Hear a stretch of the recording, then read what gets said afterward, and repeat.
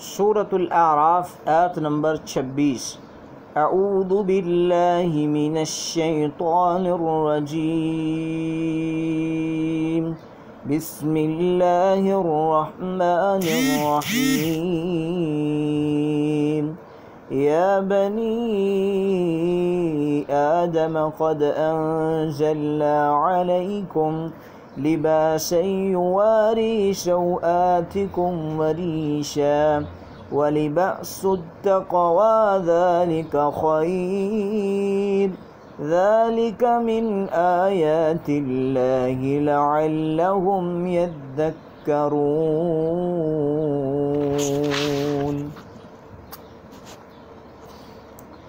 یا بنی آدم، اے بنی آدم،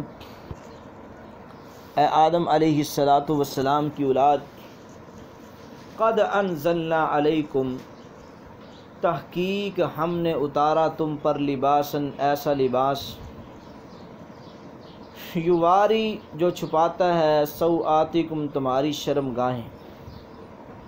وریشا اور اتارا لباس زینت، ولباس التقوی اور تقوی کا لباس، ذالک یہ خیر بہتر ہے،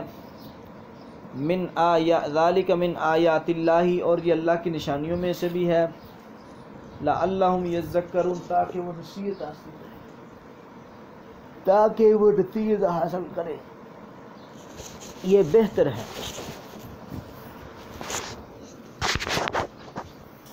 تو یہاں اس آیت میں اس ظاہری لباس کے علاوہ جس سے تم صرف بدن ڈھانپتے ہو یا زینت کا کام لیتے ہو،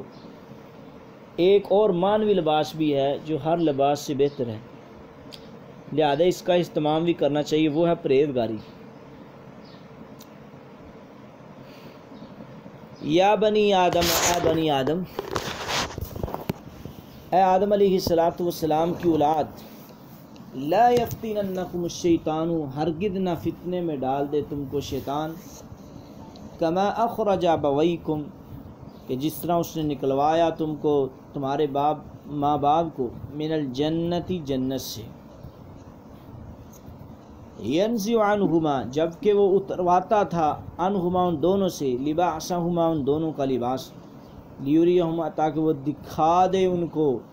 سوآتہما ان کی شرم گاہیں، انہو یقیناً وہ، یریکم دیکھتا ہے تمہیں، ہوا وہ و قبیلہ اور اس کا قبیلہ، من حیث لا ترونہم اس سے کہ جہاں تم نہیں دیکھتے، انا بے شک ہم نے جعلنا بنایا الشیطان شیطانوں کا اولیاء دوست، للذین ان لوگوں کے لیے لا یؤمنون جو ایمان ہی نہیں لاتے۔ تو مسئلہ یہ ہے کہ شیطان کی یہ کوشش ہے کہ تم جنت میں نہ جانے پاؤ، جیسا کہ تمہارے باپ دادا کو جنت سے اس نے نکال دیا، اس کے لیے وہ بے پردگی اور بے لباس ہونے کو عام کرتا ہے تاکہ بے حیائی اور بدکاری پھیل جائے، دیکھنا کہیں اس فتنے میں مبتلا ہو کر جنت سے محروم نہ رہ جائے۔ انہو یریکم، وہ دکھاتا ہے تم کہ وہ اور اس کا قبیلہ، من حیث لا ترون، کیا مطلب ہے؟ یعنی ایسے دشمن سے تم بہت زیادہ محتاط اور چکنا ہو کے رہنا ہے جو ہمیں دیکھے مگر ہم اسے نہ دیکھ سکے پائیں۔ اس آیت سے بعد اہل علم نے استدلال کیا کہ جنوں کو دیکھنا ممکن نہیں، مگر یہ استدلال صحیح نہیں ہے، کیونکہ اگرچہ ایسا ہی ہوتا ہے اور اس کا قبیلہ ہمیں دیکھ رہے ہوتے ہیں جب کہ ہم انہیں نہیں دیکھتے، مگر اس سے یہ لازم نہیں آتا کہ ان کا دکھائی دینا کسی وقت بھی ممکن نہیں ہے، لہذا صحیح یہی ہے کہ جنوں کو دیکھنا ممکن ہے۔ حدیث رسول اللہ صلی اللہ علیہ وسلم نے جنوں کو دیکھا، زکوٰۃ اور رمضان کی نگرانی کے قصہ میں مذکور ابو ہریرہ کی روایت، مسلسل 3 راتیں شیطان کو پکڑتے رہے، انہوں نے دیکھا، حدیث نمبر بخاری کی 2311، اور صحیح مسلم میں رسول اللہ صلی اللہ علیہ وسلم نے فرمایا، آج رات میری نماز قضا کرنے کے لیے میرے پاس ایک سرکش جن آ گیا، اگر میرے بھائی سلمان کی دعا نہ ہوتی تو اسے پکڑ کر ستون سے باندھتا اور صبح مدینے کے بچے اس سے کھیلتے۔ تو سلیمان کے پاس تو باقاعدہ جنوں کی قوم تھی، تو اس لیے یہ آیت کا مطلب ہے کہ اللہ تعالیٰ نے فرمایا کہ تم کو شیطان فتنے میں نہ ڈال دے، کہ جس طرح اس نے جنت سے تمہارے آباء و اجداد کو نکلوایا ہے، کیونکہ وہ دیکھتا ہے تم کو اس کا قبیلہ، لیکن تم اس کو نہیں دیکھتے، کیونکہ ہم نے بنایا شیطان کے لیے دوست ان لوگوں کو جو ایمان لائے۔ وَإِذَا فَعَلُوا فَاحِشَةً، اور جب وہ کرتے ہیں کوئی بے حیائی کا کام، قالوا، تو وہ آگے سے کہتے ہیں، وجدنا، ہم نے پایا، علیہ، اس پر، آباءنا، اپنے باپ داداؤں کو، ہم نے اس پر اپنے باپ دادا کو پایا، واللہ امرنا بہا، اور اللہ نے حکم دیا ہے ہمیں اسی کا ہی۔ قل، کہہ دیجئے، ان اللہ، بے شک اللہ تعالیٰ، لا یامر بالفحشاء، وہ بے حیائی کو حکم نہیں دیتا، اتقولون علی اللہ، اور کیا تم کہتے ہو اللہ پر، ما، وہ بات، لا تعلمون، جو تم جانتے ہی نہیں ہو۔ تو مسئلہ یہ ہے، وَإِذَا فَعَلُوا فَاحِشَةً قَالُوا، جب وہ بے حیائی کرتے ہیں، تو فحشاء سے مراد وہ عبادات جو انہوں نے خود ایجاد کر لی، مثلاً کہ مرد عورت ننگے ہو کر طواف کریں، جن کپڑوں میں ہم گناہ کرتے ہیں ان میں طواف کیسے کریں، یہ باتیں، تو ان کی یعنی ان باتوں کا رد ہو رہا تھا۔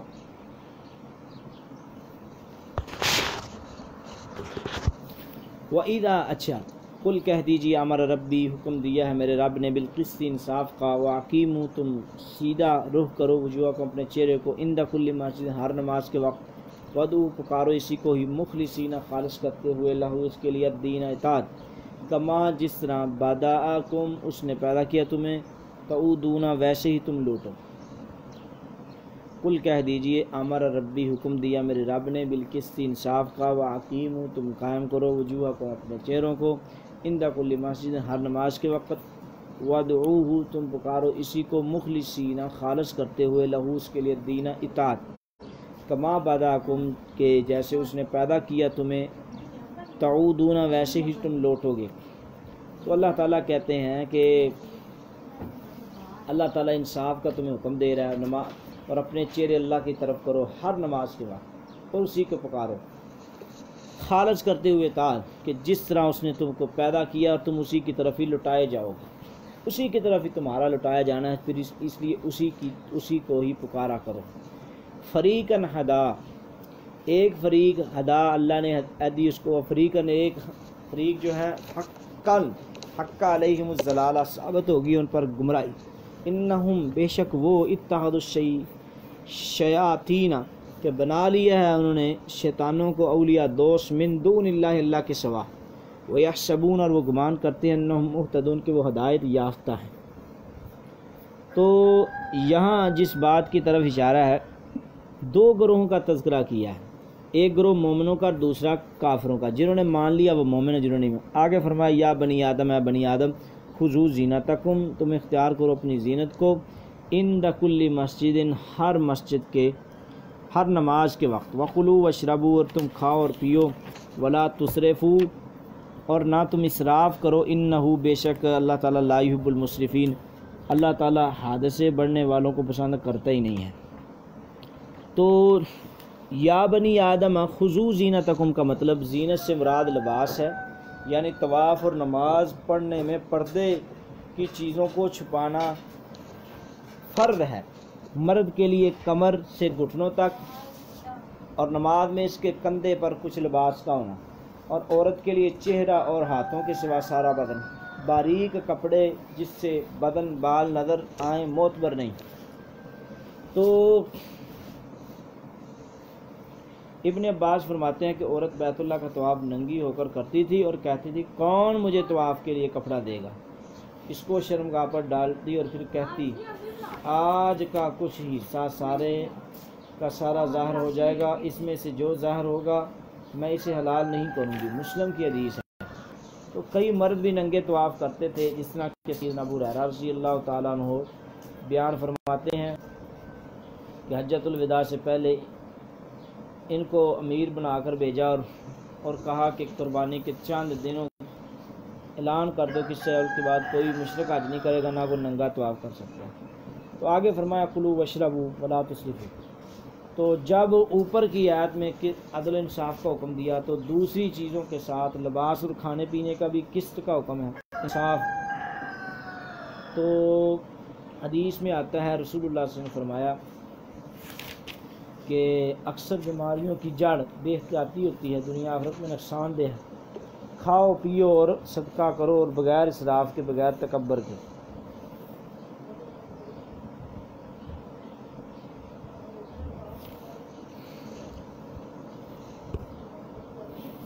قل کہہ دیجئے من حرم زینت اللہ، کس نے حرام کی اللہ کی زینت؟ اللہ کی وہ زینت اخرجا اس نے پیدا کی لی عبادی اپنے بندوں کے لیے، والطیبات اور پکیدہ چیزیں، من الرزق کی رزق۔ قل کہہ دیجئے ہی یہی الذین للذین ان لوگوں کے لیے بھی ہے آمنو جو ایمان لائے، فی الحیات الدنیا دنیا کی زندگی میں، خالصتا یوم القیامہ خالص ہوں گے ان کے لیے قیامت کے دن۔ کذالک اس طرح نفصل الآیات ہم مفصل بیان کرتے ہیں آیات، لقوم یعلمون ان لوگوں کے لیے جو علم رکھتے ہیں۔ تو اللہ تعالیٰ فرماتے ہیں قل کہہ دیجئے من حرم، کس نے حرام کیا ہے، زینت اللہ اللہ کی زینت کو، اللہ تی وہ زینت اخرجا جو اس نے پیدا کی ہے، لعبادی اپنے بندوں کے لیے، والطیبات اور پکیدہ، من الرزق کی رزق۔ قل کہہ دیجئے ہی یہ للذین ان لوگوں کے لیے آمنو جو ایمان لائے، فی الحیات الدنیا دنیا کی زندگی میں، خالصتا اور خالص ہوں گے ان کے لیے، یوم القیامت قیامت کے دن۔ کذالک اس طرح نفصل الآیات ہم مفصل بیان کرتے ہیں آیات کو، لقوم یعلمون ایسی قوم کے لیے جو جانتی ہے۔ تو انما حرم رب الفواحش، اوپر کی آیت میں یہ بیان فرمایا کہ لوگوں نے اپنی طرف سے بہت سی چیزیں حرام کر رکھی، تو اب اس آیت میں اصل حرام چیزوں کو بیان فرمایا کہ اللہ رب العزت نے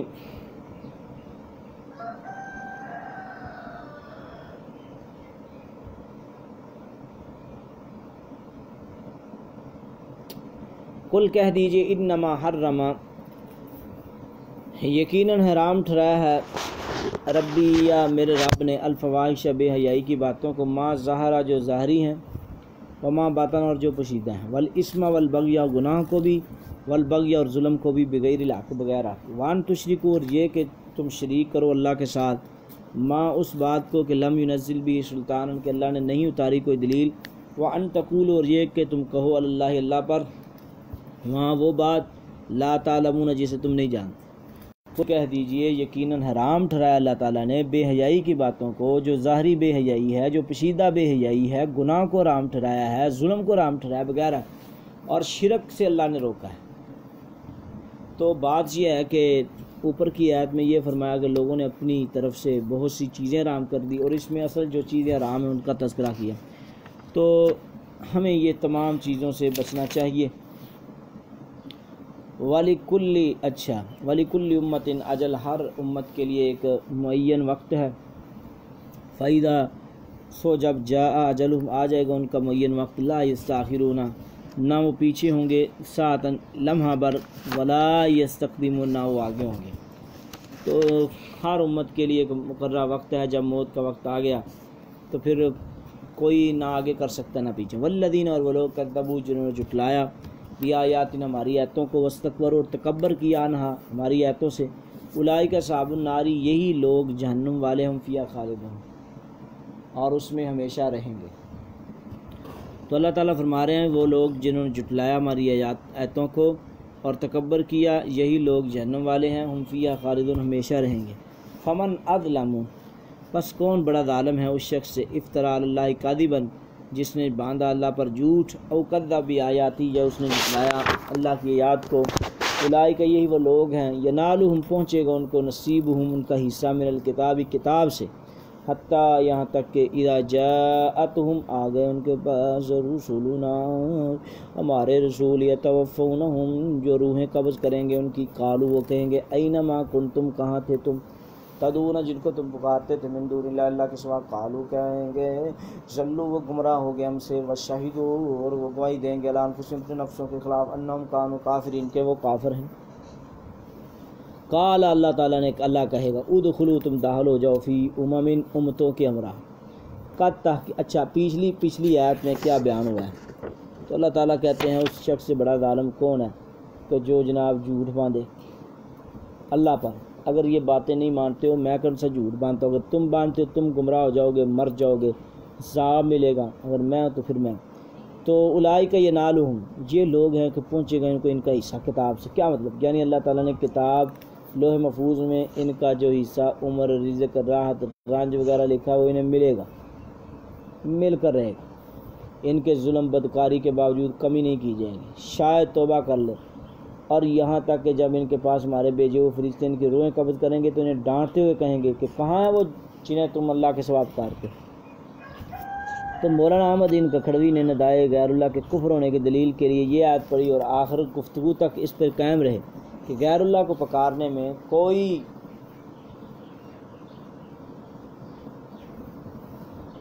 علی مدد، کوئی یہ وہ کہتا ہے،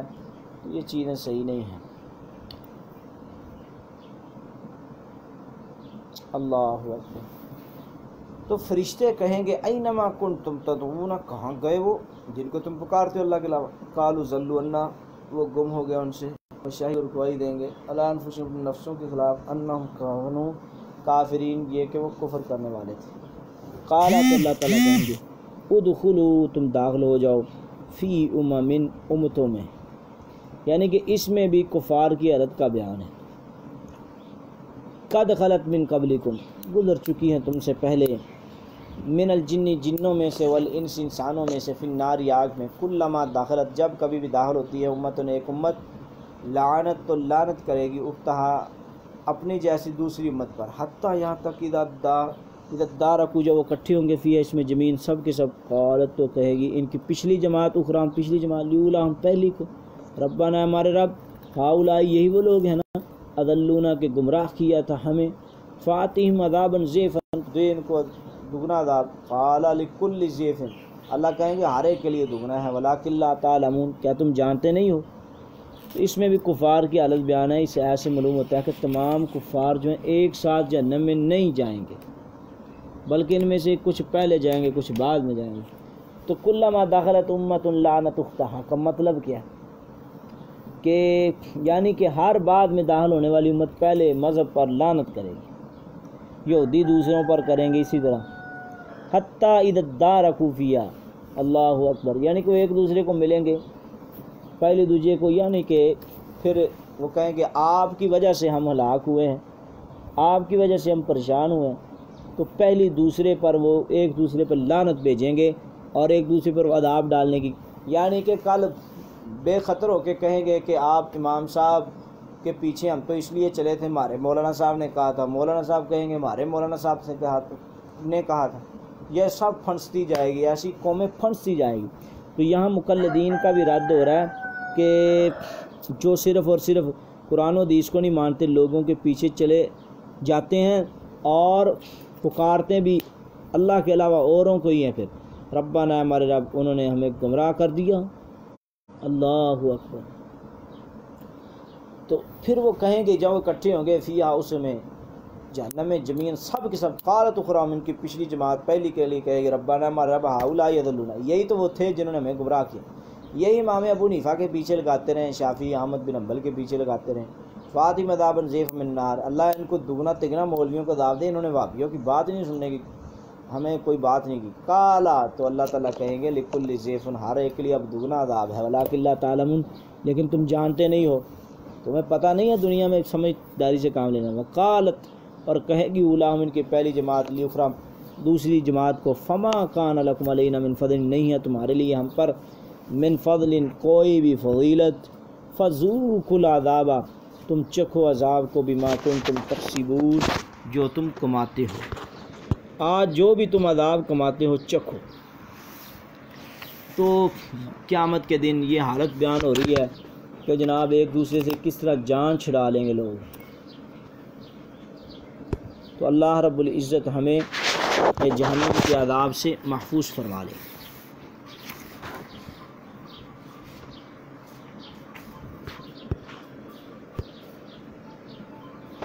تو بات چل رہی ہے کہ آج کل جس طرح کوئی کسی کے پیچھے لگتا ہے نا، تو کل قیامت کے دن ان کو ہی گناہ ملے گا. ہمیں بس جس طرح ہمارے مولانا صاحب نے ہمیں مسئلہ بتا دیا ہم اس کے پیچھے لگیں تو قیامت کا دن ہوگا اللہ تعالیٰ ایسی باتیں نہیں سنے گا. تو آج آپ کے پاس وقت ہے تحقیق کر کے اہل الحدیث بن جائے. مولانا مولویوں کی بات کی تحقیق کیا کرو.